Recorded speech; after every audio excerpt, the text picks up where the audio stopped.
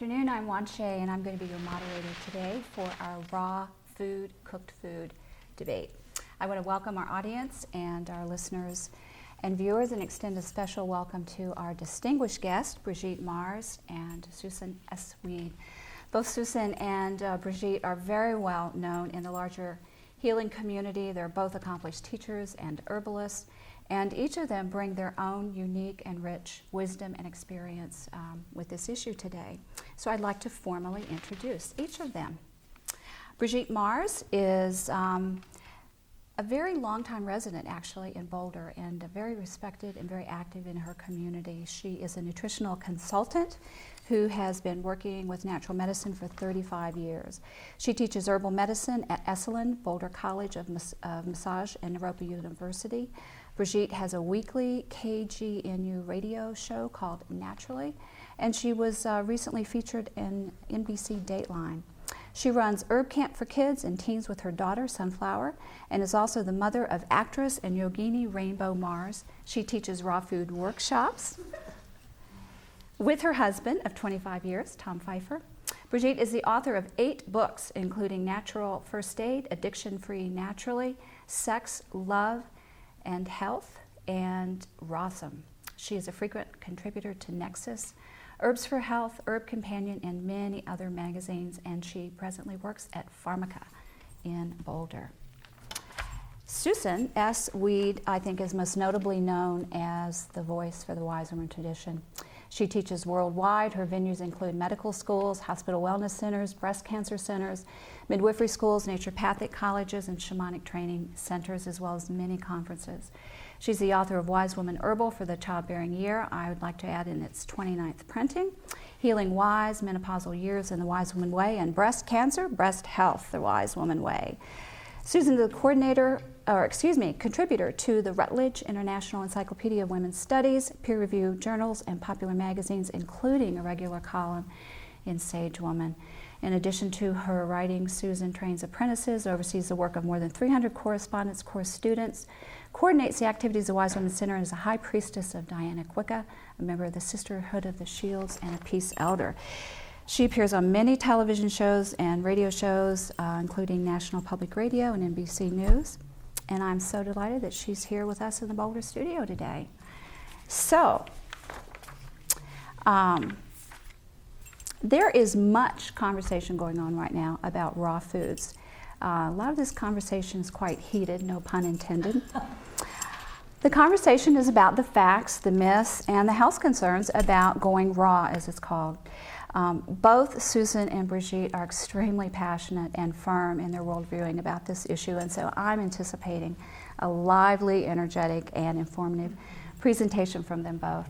Our format is as follows. We're going to begin with each of our guests presenting their position on this issue, followed by a formal rebuttal. Each of them will have an opportunity to present their rebuttal, and then we'll conclude with a summary.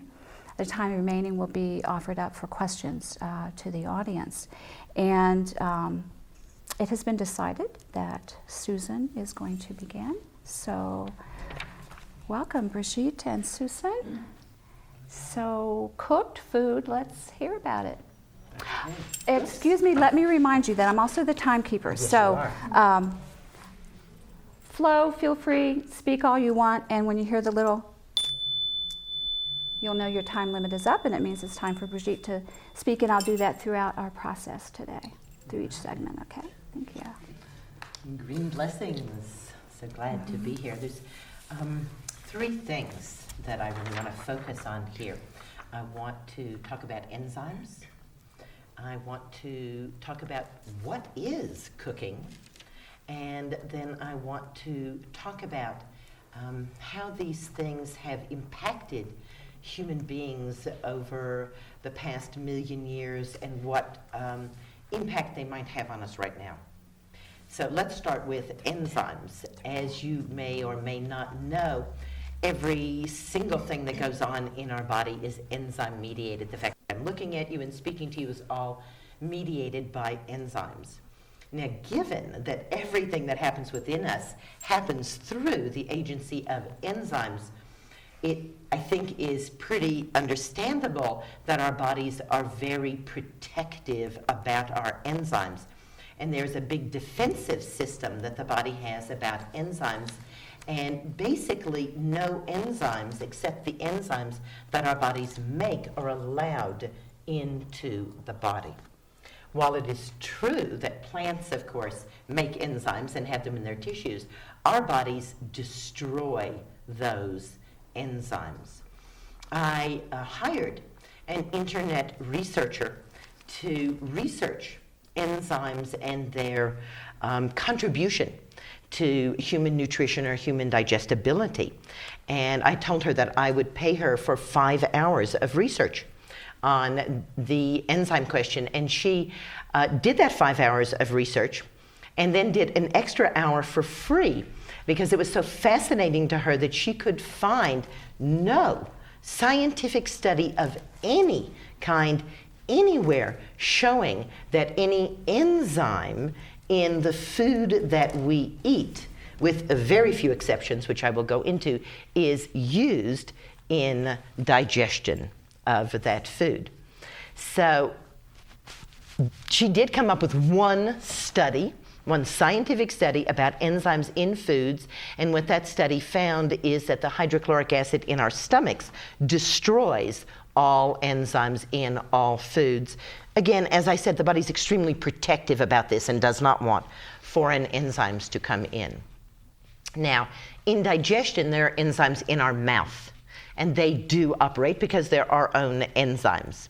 There are also, as Dr. Pottinger discovered more than 50 years ago, enzymes that are present in unheated milk and unheated meat.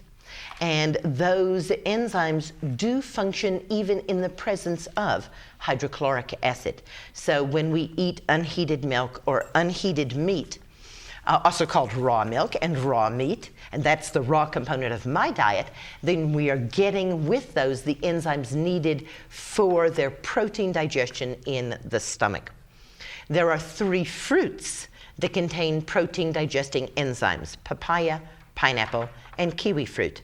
And those protein digesting enzymes are active in the stomach. If we have eaten animal protein, then they can help us digest that animal protein, even if the meat or the milk has been heated.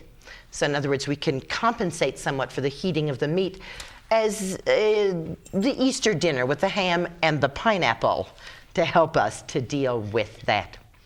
So that was basically what I was able to find out about enzymes. I know when I talk to people about raw foods, they are very insistent that the enzymes in the raw foods are what is important, and yet scientifically what I can say to you is that any enzymes in any food besides milk and meat that we're eating are completely destroyed by the hydrochloric acid in the stomach. And furthermore, what we were also able to find out is that unless the fruit or the vegetable that you are eating has been grown right where you live and has been picked fully ripe, then it hasn't yet produced any enzymes. So if you're eating, say, an avocado and you're living in Boulder, then it's incredibly unlikely that there would be any enzymes yet developed in that avocado because it was picked green to allow it to be shipped.